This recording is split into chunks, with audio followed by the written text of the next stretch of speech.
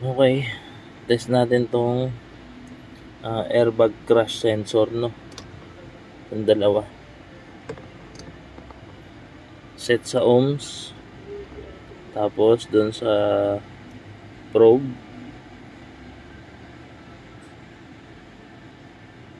So may resistance. Okay ito. Kabila.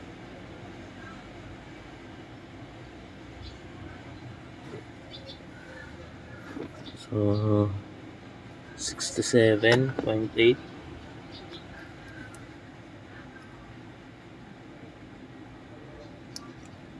$74.